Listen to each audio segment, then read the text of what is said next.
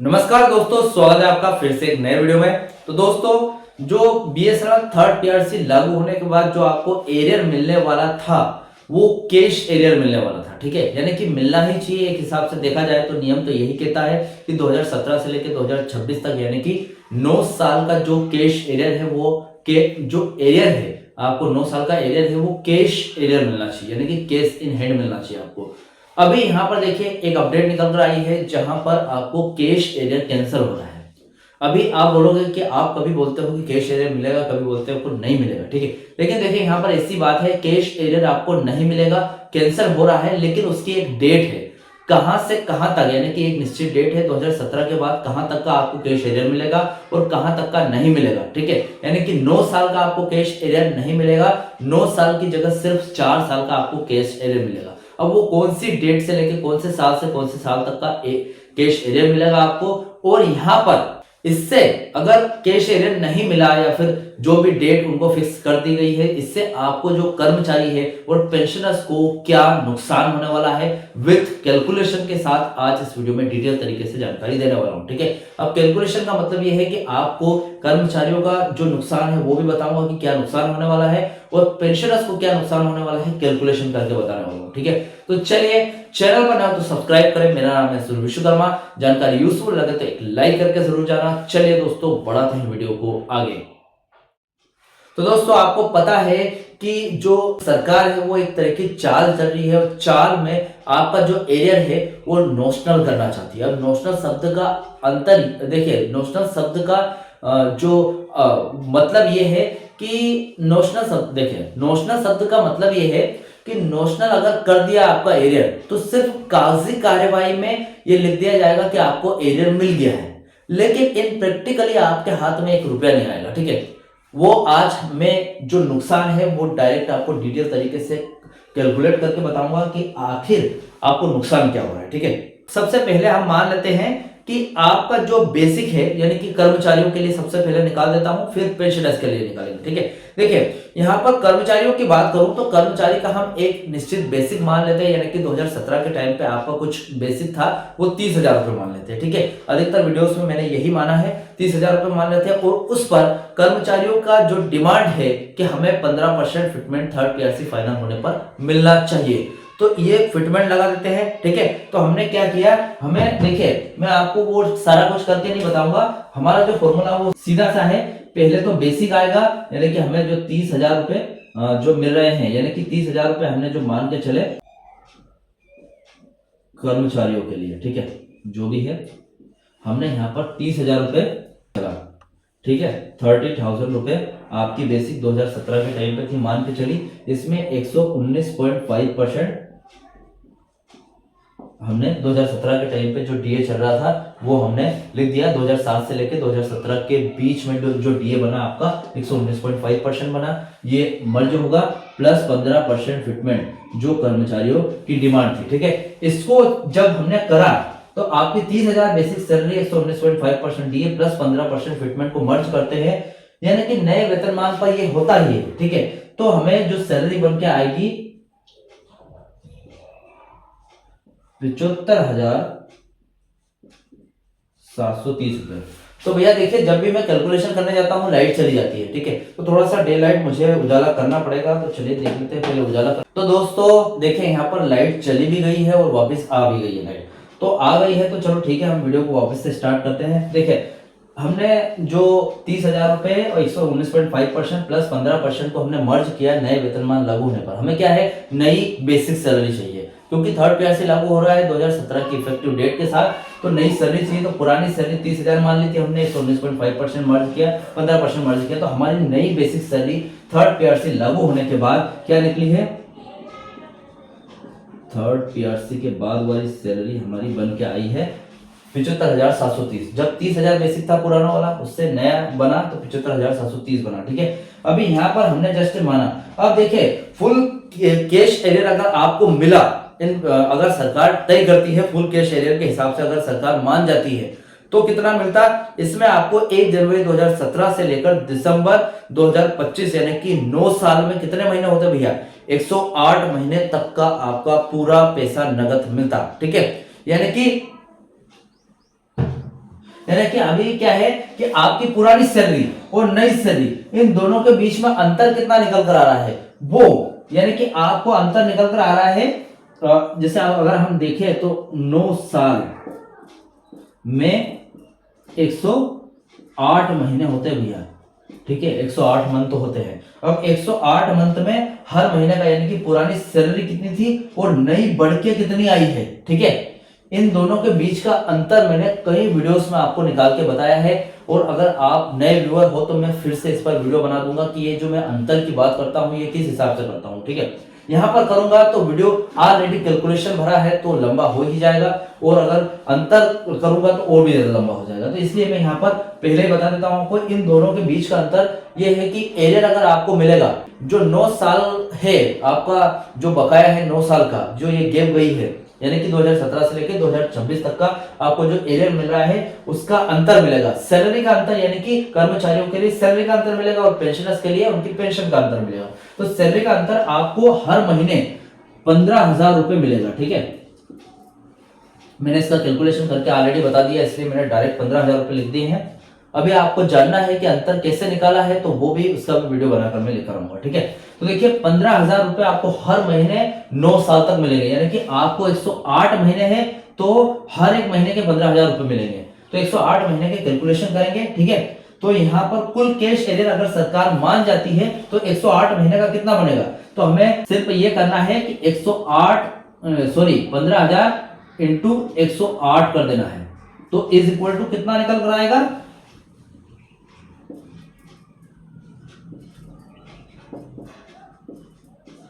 16,20,000 रुपए बनते हैं भाई साहब आपके। अगर फुल कैश एरियर एक कर्मचारी को जिसकी सैलरी 2017 के टाइम पे 30,000 रुपए थी और उसमें हम अगर थर्ड पीआरसी लागू होने के बाद आपको 75,730 रुपए ये तो इंक्रीमेंट मिलेगा सिर्फ, ठीक है।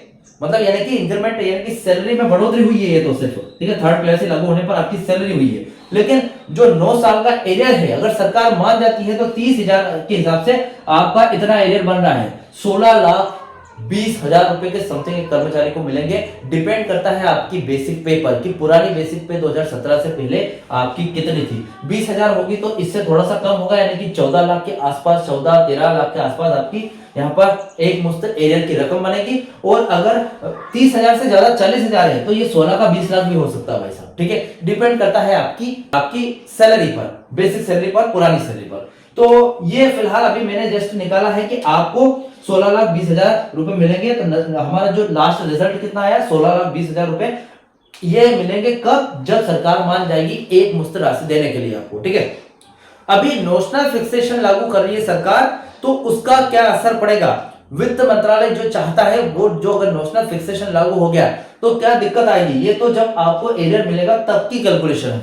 लेकिन अगर नहीं मिलता है, सरकार जैसे कि मैंने आपको बताया 9 साल की जगह अगर 4 साल का कैश एरियर देगी तो क्या दिक्कत होगी आपको। देखिए यहां सरकार कहती है कि 2017 से 2021 तक का जो पैसा है सिर्फ कागजों में रहेगा, नगद नहीं मिलेगा। यानी कि कागजों का मतलब है इन डॉक्यूमेंट में यहां पर लिख दिया जाएगा कि भैया आपको एरियर मिल गया है और आपकी सैलरी इंक्रीमेंट होगी थर्ड पीआरसी लागू होने के बाद, लेकिन एरियर नहीं मिलेगा, 5 साल का एरियर नहीं मिलेगा। अब क्यों नहीं मिलेगा इसकी भी जानकारी आपको बता दूं, क्योंकि देखिए 2017 से लेकर 2021 तक कंपनी भारी घाटे में थी, ठीक है। इसलिए सरकार का तर्क यह है कि अब घाटे में है कंपनी, तो हम इस बात का बकाया आपको 5 साल का बकाया नहीं दे सकते। जब कंपनी एक्चुअली प्रॉफिट में आई 2022 से लेकर 2026 तक, उस टाइम का हम प्रॉफिट दे सकते हैं, यानी कि 2025 तक, अभी तो 2026 का एक ही महीना गया है, 2025 तक की बात कर लेते हैं। तो ये जो 4 साल का प्रॉफिटेबल था कंपनी का, इस हिसाब से आपको एरियर कैश मिल जाएगा। और फिर भी अगर ज्यादा रकम बनती है किसी की तो उस हिसाब से उनको यहाँ पर किस्तों में दिया जाएगा, ठीक है। ये तो क्यों हुआ, लेकिन अभी जान लेते हैं कि आपको यहाँ पर देखिए नुकसान कितना होगा। तो नोशनल पीरियड की बात करते हैं, ये तो कर्मचारी की भैया कैश एरियर की बात हो गई कि अगर सरकार मान जाती है तो कैश एरियर में आपको कितना फायदा होगा, ठीक है, ये बात हो गई। लेकिन अभी नोशनल फिक्सेशन लागू होता है तो एक कर्मचारी पर क्या असर पड़ेगा वो भी देख लेते हैं, ठीक है। नोशनल अगर लागू हो गया तो क्या होगा, देखिए नोशनल में क्या है, 2017 से लेके पीरियड क्या कौन सा रहेगा, 2017 से लेके 2021 तक का पीरियड रहने वाला है, जहां पर आपको नोशनल फिक्सेशन लागू होगा। डॉक्यूमेंट में लिख दिया जाएगा कि आपकी सैलरी मिलेगी, लेकिन यूं नहीं मिलेगी, ठीक है। यानी कि देखा जाए तो 5 साल, ठीक है, महीने के हिसाब से देखा जाए तो कितने 60 महीने हो रहे भैया, नोशनल में 60 महीने हो रहे हैं, मतलब 60 महीने के आपको एरियर नहीं मिलेगा, तो नुकसान कितना होगा वो देख लेते हैं, ठीक है। यानी कि 5 साल 60 महीने का आपको सीधा सीधा, यानी कि हमने जो 16,20,000 रुपए 9 साल का जोड़ा था, ये जो 5 साल का अगर हम जोड़े तो सीधा सीधा आपको डायरेक्ट नुकसान होगा 9 लाख रुपए का समथिंग, 9 लाख रुपए का नुकसान होने वाला है, ठीक है। अगर ये 5 साल का एरियर आपको नहीं मिलता है, सिर्फ कागजी कार्यवाही में मिलेगा, इन प्रैक्टिकली आपके हाथ में 1 रुपया नहीं आएगा, तो 9 लाख रुपए का आपको नुकसान होगा अगर आप एक कर्मचारी हो तो, ठीक है। अगर देखिए अब 2022 से 2025 की बात करें यहां पर, तो ये जो 4 साल का पीरियड है, ठीक है, यानी कि 2022 से लेकर 2025 तक के एरियर की बात करें तो यहां पर 4 साल का एरियर आपको कैश एरियर मिलेगा, यानी कि 48 महीने का एरियर, ठीक है। तो यहां पर आपको अगर कैश एरियर मिलता है 48 महीने का, तो कितना फायदा होने वाला है वो देख लेते हैं। तो यहां पर सिंपल सी प्रोसेस है, आपको 15,000 रुपए आपकी बेसिक पे थी, यानी कि ये वाली मैंने क्या मिटा दिया क्या यहाँ पे, थर्ड पीआरसी 15,000 रुपए के हिसाब से कैलकुलेट होगा, ठीक है, क्योंकि 15,000 रुपए आपकी यहाँ पर क्या है, दोनों के बीच में अंतर आ रहा था, तो उसी के हिसाब से कैलकुलेट होगा। हर महीने का मिलना था आपको, तो ये जो 60 के हिसाब से अगर हम जोड़े तो 15,000 इंटू 60 कर देंगे तो 9 लाख रुपए आपके आएंगे। और यहीं पर भी हमको ऐसे ही करना है, 15,000 इंटू 48, 15,000 इंटू 48 करेंगे तो यहाँ पर आपको 4 साल का फायदा होगा 7,20,000 के करीब, ठीक है। मतलब आपको अगर 4 साल का एरियर मिला तो 7,20,000 रुपए मिलेंगे। और इसमें नुकसान कितना हो रहा है, 9 लाख रुपए का सीधा नुकसान हो रहा है, क्योंकि 2017 से लेके 2021 तक कंपनी लॉस में थी, इसलिए इसका एरियर आपको सरकार नहीं देगी। सिर्फ कागजी कार्यवाही में लिख दिया जाएगा कि एरियर मिल गया, लेकिन आपको नहीं मिलेगा, ठीक है। और 4 जो 2022 से लेकर 2025 तक का कैश एरियर मिलने की पूरी संभावना है। और ये 15,000 के हिसाब से यानी कि 48 महीने 4 साल का आपको एरियर मिलने वाला है 7,20,000 रुपए, ठीक है। नुकसान कितना हुआ, 9 लाख रुपए का नुकसान हुआ। अगर सरकार मान जाती है तो आपको 16,20,000 एक मुश्त मिलेंगे, ठीक है। तो ये था। देखिए पेंशनर्स के लिए अभी क्या था कि आपको अगर ये अंतर कर्मचारियों के लिए 15,000 रुपए आ रहा है हर महीने का, आपको 108 महीने के हर महीने के 15,000 मिलेंगे, तो 16,20,000 रुपए कर्मचारियों के लिए बनेंगे। अब पेंशनर्स की बात करें तो 15,000 से आधा हो जाएगा, यानी कि 7,500 रुपए आपको ये अंतर मिलेगा, ठीक है। अगर आपकी सैलरी 30,000 रुपए थी जब आप कर्मचारी थे, और बेसिक सैलरी के हिसाब से आपकी तय होगी पेंशन भी, ठीक है। तो पेंशन बेसिक सैलरी 30,000 के हिसाब से आधी हो जाएगी, 15,000 हो जाएगी। अब 15,000 का आपको अंतर मिलेगा 7,500 रुपए, ठीक है। तो पेंशनर्स की बात करूं, अगर पेंशनर्स में जो नोशनल फिक्सेशन लागू होता है, ठीक है, ये अगर नोशनल फिक्सेशन लागू हो गया तो दिक्कत हो सकती है। दिक्कत ये हो सकती है 7,500 के हिसाब से आपका 5 साल का नुकसान ये होगा। अगर 5 साल के नुकसान की बात करूं तो 7,500 के हिसाब से 7,500 रुपए, ठीक है।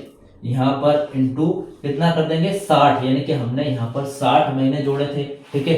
60 महीने 5 साल के 60 महीने होते हैं, तो 60 महीने के हिसाब से 7,500 के हिसाब से हमारा कुल नुकसान हो रहा है 4,50,000 रुपए नुकसान हो रहा है, ठीक है।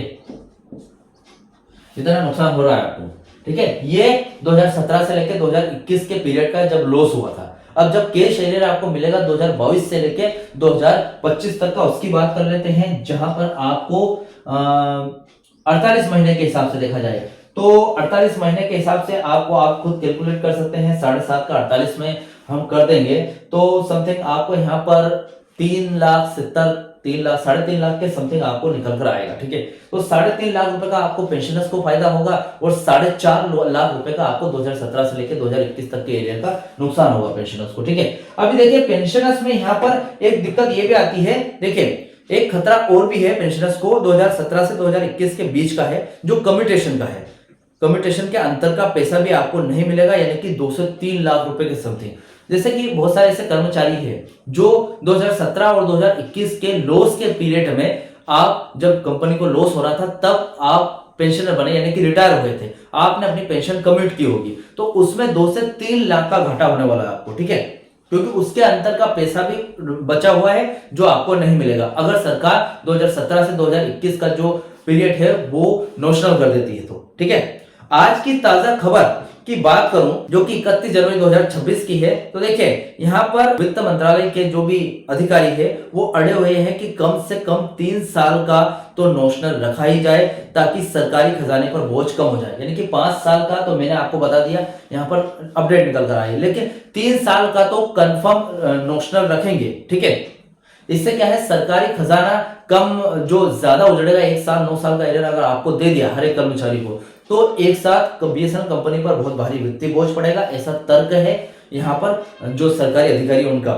यूनियन काउंटर प्लान की बात करूं तो यूनियन ने कहा है कि अगर पैसा एक साथ नहीं है तो हमें बॉन्ड दे दो या एरियर की किस्त बढ़ा दो, लेकिन नोशनल करके हमारा हक मत मारो, ठीक है, यानी कि आप किस्तों में दे दो चलेगा, यानी कि भले वो किस्त 10 साल तक चलती रहे चलेगा, लेकिन आप जो हमारा हक है वो मत छीनो, ठीक है, ये ऐसा यहाँ पर बोलना है यूनियन का।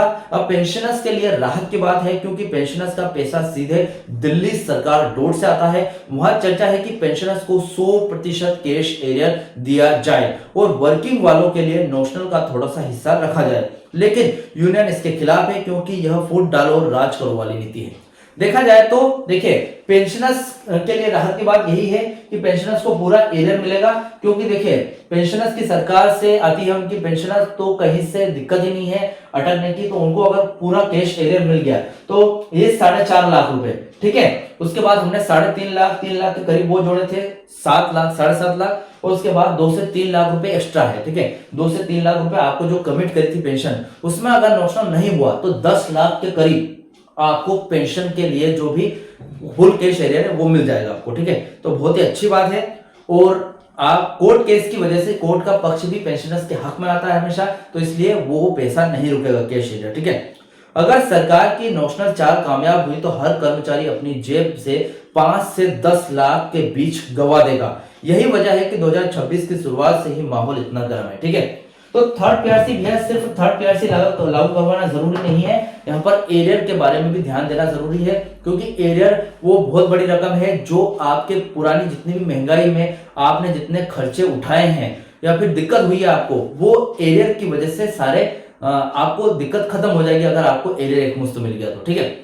लेकिन अगर सरकार नोशनल लागू कर दी है तो दिक्कत हो सकता है, ठीक है। तो फिलहाल इस अपडेट से रिलेटेड आपके जो भी डाउट क्वेश्चन वगैरह हो तो मुझे कमेंट बॉक्स में कमेंट कर सकते हैं। वीडियो अच्छा लगा हो तो वीडियो को लाइक कमेंट से जरूर करें। मिलते हैं दोस्तों नेक्स्ट वीडियो में, सी यू सून।